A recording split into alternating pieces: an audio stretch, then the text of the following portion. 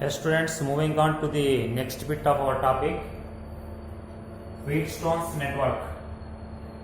In yesterday's class, in last class, we have seen that how a network is analyzed by using Kirchhoff's current law and voltage law. And the network analysis means finding the values of currents and voltages in the electrical network, current through the circuit elements and voltages across those circuit elements.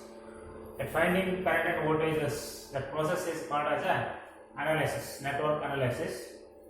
Now, today we do discuss Wheatstone's network. Wheatstone's network, first of all, why is this used? This network means interconnection between circuit elements, circuit components such as resistors, cells, inductors, capacitors. Why is this network used? This network, Wheatstone's network, is used to determine or to find the unknown resistance.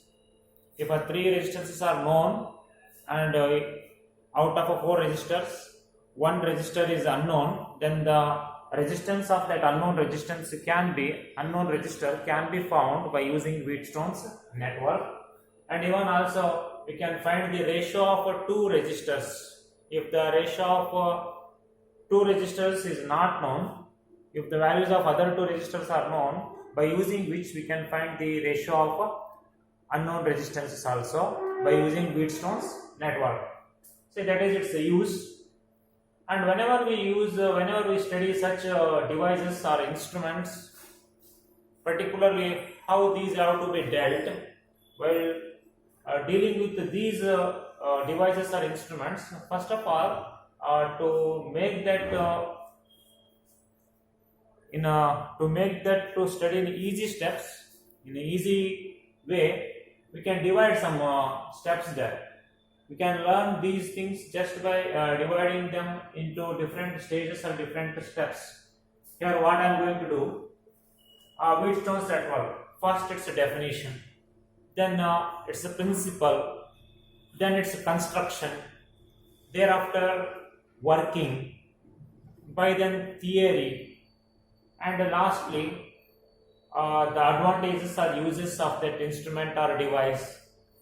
Then if there are, that has to be ended with the disadvantages or drawbacks or demerits of that instrument or device.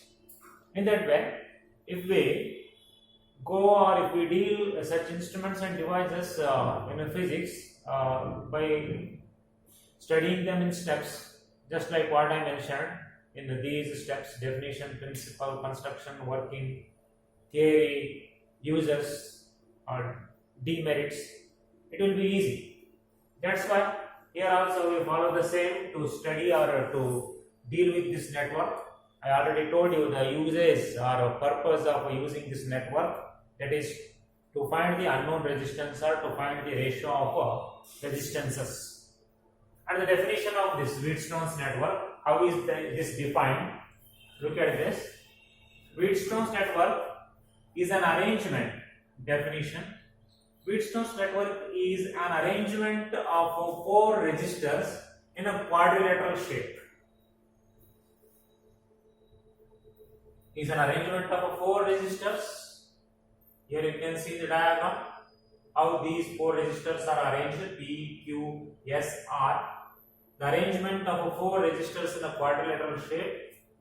But remember here, instead of taking a P, Q, R, S, I have taken P, Q, R, S, such that P, Q, S, R in cyclic order, not R, S, that is S, R, P, Q, S, R in a cyclic order, and the 4 resistors are taken as 4 arms of the quadrilateral, 4 arms of the quadrilateral, and such arrangement of 4 resistors in a quadrilateral shape is called as network, Wheatstone's network. And you will be asked in the exam for 5 marks, obtain a balancing condition for a Wheatstone's network. For 5 marks, you will be asked obtain a balancing condition for Wheatstone's network. And what is that condition? And when that network is said to be balanced? when the what conditions are there to balance this network? First of all, balancing network means when that network is said to be balanced, here you can see this in this network across two junctions, across two nodes. Here if I name them, this is a one junction. Junction means that is a common meeting point in a network where more than two conductors are meeting. The junction A, junction B, junction C and junction D. Or you can call them as a nodes. Node A, node B, node C, node D. The points where more than two conductors are meeting in any electrical network are called as a junctions. Here it can be seen across junctions A and C, a source is connected. Across A and C, a source is connected. Across B and D, a galvanometer is connected. Galvanometer, see how symbolically it is shown here, a circle or a oval with a G. A circle with G is there to denote a galvanometer. Galvanometer is a device which is used to know the existence of the current in any electrical circuit. Galvanometer is an instrument or a device which is used to know the flow of current. Small currents, flow of small currents in any electrical circuit or network can be known by using galvanometer. Of course, to measure the amount of a current in electrical circuit, we use an ammeter, and to measure the potential difference, we use a voltmeter. But galvanometer is the device used to know the existence of the current. Here across B and D, these two junctions. See, B is a one such junction at where three conductors are meeting. One conductor means there is a resistor P, and another conductor means resistor Q, and one more conductor means there is a galvanometer. Three are connecting here at point B, and similarly at D, three more conductors are meeting. One conductor means resistor R, another conductor means resistor S, and one more is galvanometer. Three conductors are meeting. This also is a junction. So now when you make current through this galvanometer 0, if you make current through galvanometer 0, then here this Wheatstone's network is said to be balanced. This network is said to be balanced when if you make current through the galvanometer is equal to 0. Making the current through this galvanometer 0 means nothing but maintaining these two junctions at the same potential. Which two junctions? Junction B and junction D.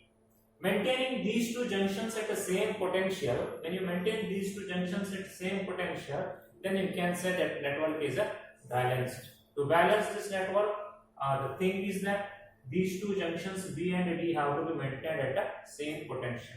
Both are maintained at the same potential means there is no potential difference between B and D, because both are at same potential. If this is at 5 volt, if this also is at 5 volt, both are at the same potential, 5 volt to 5 volt. There is no potential difference. Potential difference between them is 0. 5 volt minus 5 volt. When you have a 0 potential difference, there is no chance of flowing a current. Always to make that current to flow, here we need to maintain potential difference. If there is a potential difference, then only current flows from higher potential region to lower potential region. That is a tendency how water flows from higher potential region to lower potential region. Similarly, if you want to make the charges to flow through the conductor, the ends of the conductors have to be maintained at different potential. On maintaining potential difference only, we can make the charges, or we can make the current to flow from higher potential end of the conductor to the lower potential end of the conductor. When you maintain same potential at junction B and junction D, as there is no potential difference, current through this galvanometer which is connected between B and D, no current is going to flow through that galvanometer. Current will not flow from B to D. then that network is said to be balanced. And to make that or to achieve that condition, how can we make that current zero through this galvanometer? And what is the condition? What is the condition to achieve such a situation? When we can have a zero current through the galvanometer, and to obtain that zero current, what we need to do? That is here. First of all, definition. Then there comes principle, based on which that instrument or that network is constructed. See, principle.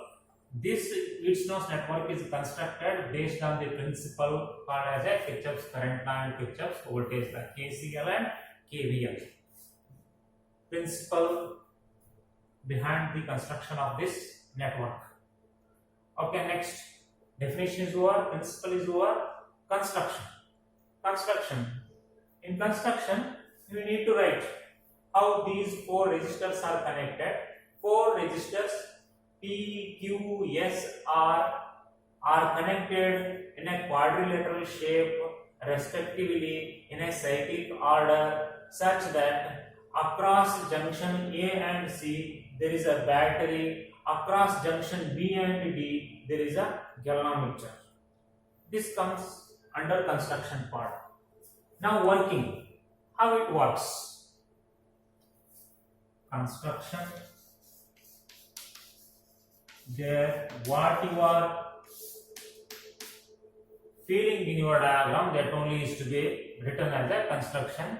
Better while writing the answers of such questions, remember you can either follow diagram to describe that instrument, or you can remember its construction to draw the diagram. If you remember diagram, then by seeing the diagram you can write that story of construction.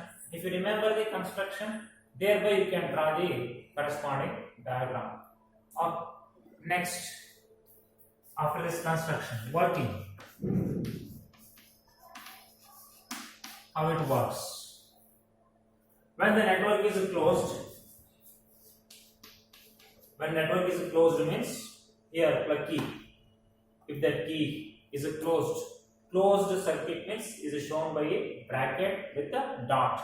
Here you can see bracket with a dot, and this bracket with the dot represents the closed circuit. Closed circuit means it will have some finite resistance through which current is flowing. Now when you close this network, now current starts to flow from positive of the battery to the negative of the battery. The conventional flow of a current always from positive. The current I starts to flow from positive of the battery, and it reaches this first junction A. At the junction A, as it reaches junction or node A, thereafter this main current which is drawn from the battery, it reaches junction A, thereby this main current divides into two currents, because there are two paths further for this flow of current. Then it tries to flow through both the paths. Just one main pipe, further if it is connected with the two small pipes with the joint, then that water will flow from main pipe to provided through both the small pipes. In that way, up to this junction A current, main current which is drawn from which is extracted from the battery flows here. Thereby it starts to flow by branching. Some current will flow through this resistor P. I call it as a I1. Current I1 through the resistor P, and remaining current in this main current, some portion of current is flowing through the P, and remaining amount of a current, that is I2, that flows through the resistor R. Overall, how we can say, sum of these two currents I1 plus I2 is equal to I, because I only is going to divide here, and it is divided into two currents because two paths are there for its flow, I1 and I2. Sum of them is equal to I.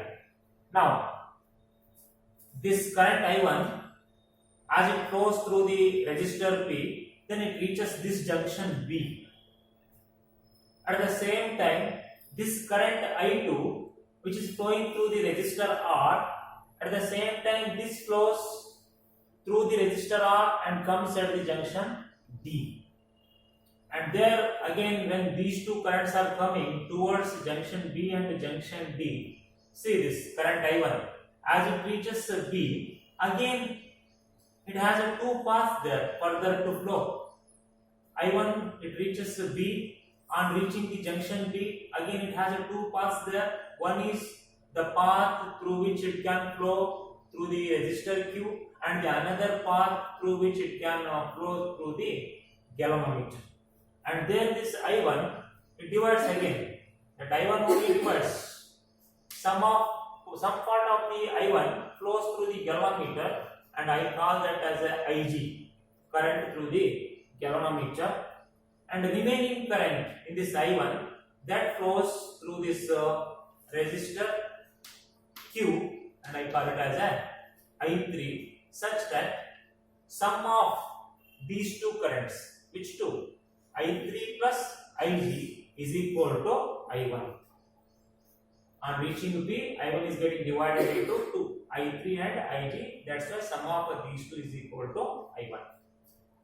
Now at the same time, this I2 current reaches the junction D. There, this I2 further, it flows through the resistor S in this direction, and I take it as a I4. And this I4 can be taken as a I2 plus IG. IG from this galvanometer, it comes here at D. I2 also comes to the point D. Thereby, together on combining, they flow through the resistor S as a I4. This is how the currents are getting branched to flow through each resistor in that electrical network, Wheatstone's network. Now, theory.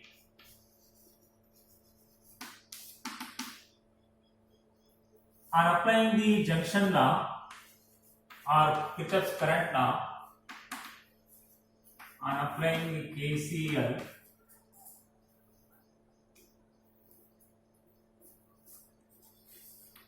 at node B,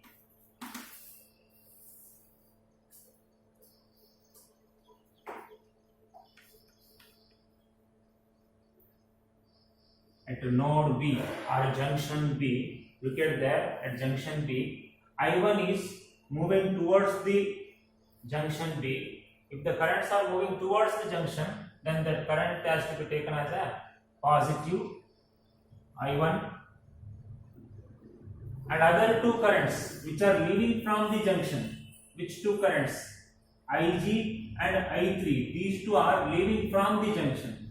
I1 is moving towards junction B, that's why positive current. These two currents are leaving from the junction, moving away from the junction B, that's why those currents have to be taken as a negative currents. Minus IG minus I3 is equal to 0. Because KCL states the same. What does it state? Algebraic sum of the currents at a junction or a node in any electrical network is equal to 0. Or it can be written like this. I1 is equal to IG plus I2. Similarly, on applying KCL at node D, node D, there at node D, I2 is coming towards the node D and IG also is coming towards the node D. Only I4 is leaving from the junction D. It means two currents are coming towards junction D. Which two currents? I2 plus IG. These two currents are coming towards junction D, whereas I4 is leaving from the junction. That's why that is to be taken as a negative current, and algebraic sum of these three currents at junction D or at node D is equal to 0. as per the statement of the Kirchhoff's current law, which also can be written, which implies I2 is equal to I4 minus Ig. Be clear here. G subscript current through the galvanometer. G subscript current through the galvanometer. Okay, now we applied Kirchhoff's current law at junction node, at junction B and at junction D. Take them equation 1 and equation 2. Now apply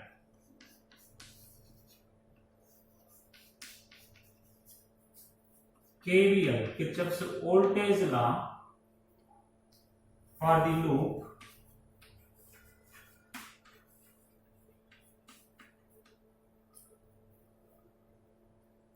A, B, D, A. See, why we are doing this? That should be known to us, because here we are asked to obtain a condition for balancing network. What condition we have to derive to balance this network?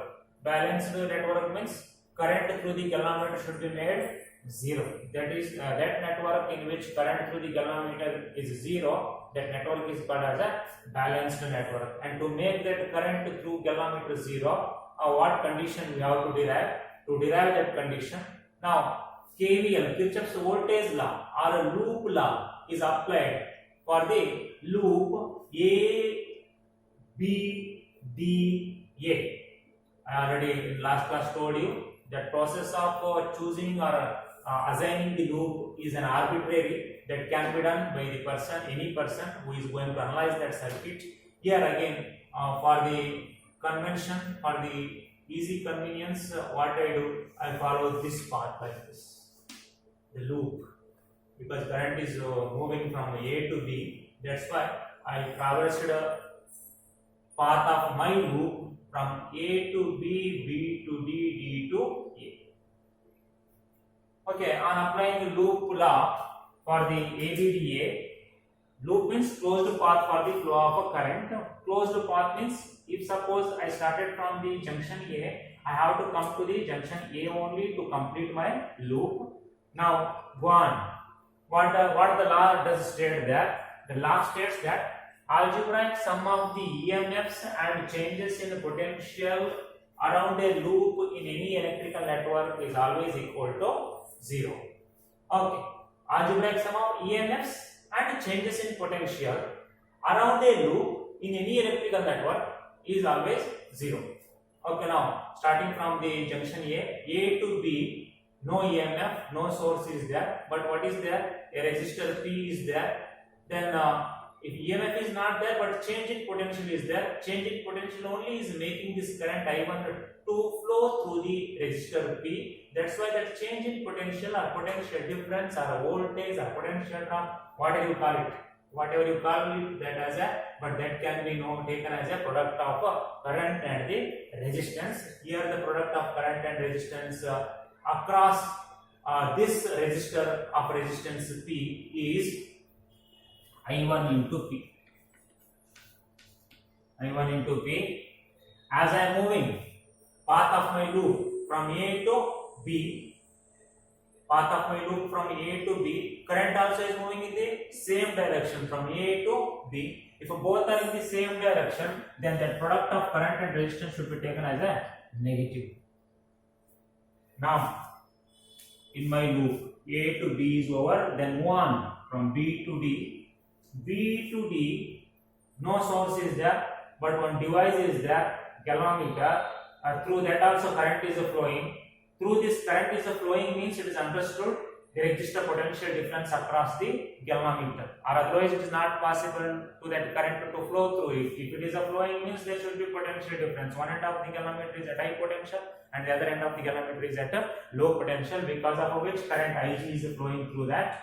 That's why the PD across this galvanometer, change in potential, can be taken as a product of current through the galvanometer and resistance of the galvanometer. The product of current and resistance, current through galvanometer Ig and resistance of the galvanometer, I take it as a G. That is the resistance possessed by the device itself. The galvanometer is made up of some copper wire. It is made up of a copper wire. Even though it is made up of a copper wire, that copper is a good conductor. Even then, it also possesses some amount of opposition, and that resistance possessed by the device, instrument resistance or device resistance, that is taken as a galvanometer resistance G, product of current and the resistance of the galvanometer. Now look at this. I am traversing the path of the loop from B to D. Path of the loop B to D. Current is also moving in the same direction, B to D. If both are in the same direction, then the product of current and resistance should be taken as a negative. Now B to D is over. D to A. D to A, to complete my loop, considered loop, assigned loop. D to A, when I am moving D to A, but current appears to be moving in opposite direction. But here no source is connected, no cell, no battery, but resistor is there. Across this resistor there will be a potential difference. That's why current is flowing there. Now the potential difference across this resistor of resistance R is product of current and resistance. Current through the resistor R is I2 and resistance of that resistor is R. Now this product of current and resistance is a potential difference across this resistor, but this direction of the current is against to the loop. I have to traverse path of my loop from D to A, where current is coming in opposite direction from A to D. Such opposite current, if it is there, then the product is to be taken as a positive. Now the loop is complete, A, B, D, A. Now algebraic sum of changes in potential and EMFs. No EMF is there in that loop because no cell is connected in that loop. EVDA is equal to 0. Now take this as equation number 3. Apply the KVL now. KVL for the another loop. For the loop, another loop BCDB. Say my assigned loop, how is that? B, C, D, B. BCDB. BCDB. In that loop, again on applying the voltage law, product of current and resistance. When I am moving from B to C, there is a resistor of a resistance Q, and product of current and resistance is nothing but the potential difference. That change in potential across this Q is given by the product of current I3 and the resistance Q. The product of I3 and Q. I am moving my loop from B to C. Current is also in the same direction. That's why with the negative sign. Now C to D. I am moving my loop C to D, but where the current is moving in opposite direction. How is that? From D to C. Now the product of current and resistance is nothing but the voltage across resistor of resistance S, and PD across that S is given by product of current and resistance, but here which is against to the my loop, that's why it is to be taken as a positive. Okay, B to C is over, C to D is over, half of our loop.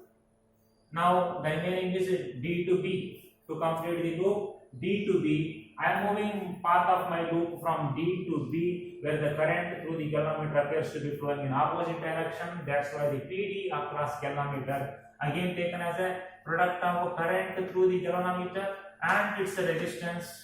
That product potential difference across the galvanometer as the current is opposite to my assigned loop, where I am moving from D to B, but current is moving in opposite direction. This product is to be taken as a positive again. The algebraic sum of changes in potential or potential differences in this loop BCDB is equal to 0. Because here again we don't have any cell or source. If there are cell or sources, there we will have some EMFs. Equation number 4. Now our condition is to what we are achieving here, we have to make current through the galvanometer 0. It means if current through the galvanometer is 0, Ig is equal to 0 to balance the network, then only network is said to be balanced. To balance the network, if Ig is equal to 0, then equation 3 and 4 will become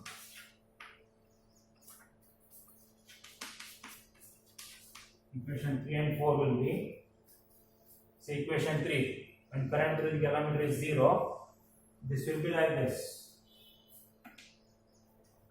In this equation, this is equal to 0. In equation number 4, this is equal to 0. This term becomes 0. In equation 3, this term becomes 0. What remains there? Minus I1P plus I2R is equal to 0. How can this be written? It can be written equation 3 becomes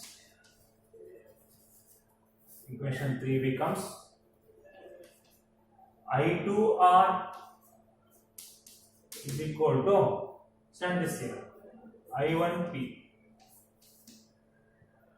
Next, equation 4 becomes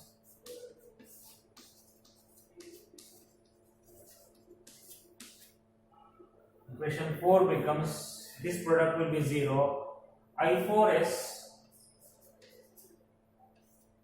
is equal to I3P.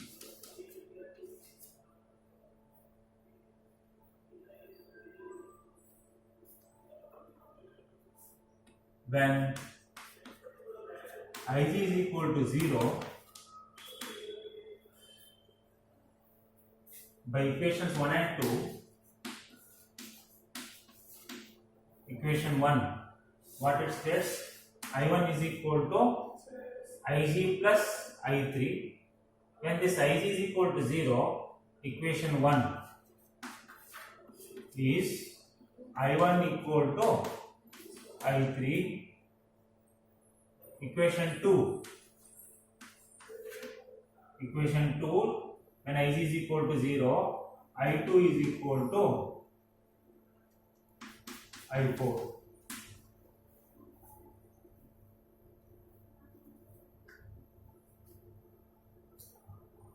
That is, when I1 is equal to I3, I2 is equal to I4.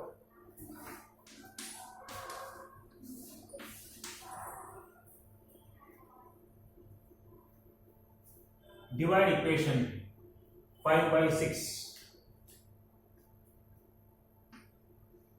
Divide equation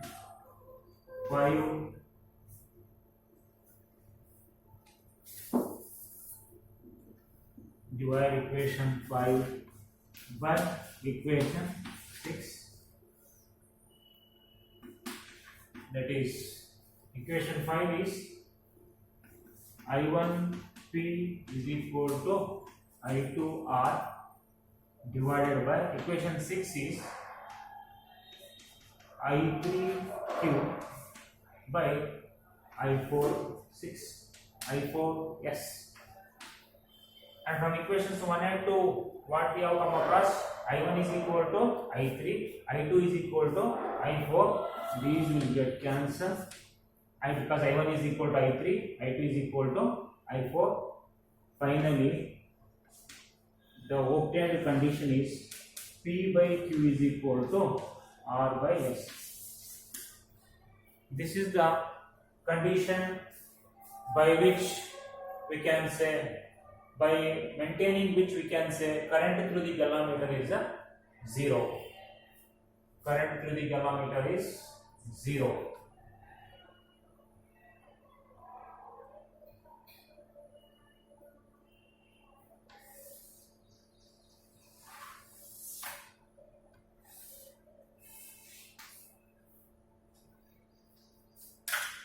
Okay, now in CET and other competitive exams, along with this, it also will be asked, if we change the place, if a galvanometer and a battery both are changed, positions of these two are changed or inverted. In place of galvanometer, if you attach the battery or a cell, and in place of a cell or galvanometer, in place of a cell if the galvanometer is attached, if you reverse the positions of a galvanometer and the battery, then what would be the condition for a balanced network? Even then, if you change the positions of a galvanometer and a battery, there is no change in the condition of the network, balanced network. The condition remains same. P by Q is equal to R by S. Even if you interchange these two, which two? Galvanometer and cell, galvanometer and source. If you interchange these two, then also the condition for balanced network is the same. P by Q is equal to R by S. Again, don't get confused. Here P, Q, R, S are not taken in a cyclic order. How these are taken? P, Q, S, R in a cyclic order. Or in opposite way, remember P, Q, R, S. 4 arms of the quadrilateral. I have made here the derivation little bit lengthy so that I can again refresh your memories of current law and voltage law. If you want, you can short it and try that. You can shorten these steps, direct steps. You can write it with the 3 or 4 steps. You can write the final step. P by Q is equal to R by S. Again, one more time to make you people to remember Kirchhoff current law and voltage and how those have to be applied to the network. I have done this. If possible, you can cut short this derivation to obtain the condition P by Q is equal to R by S.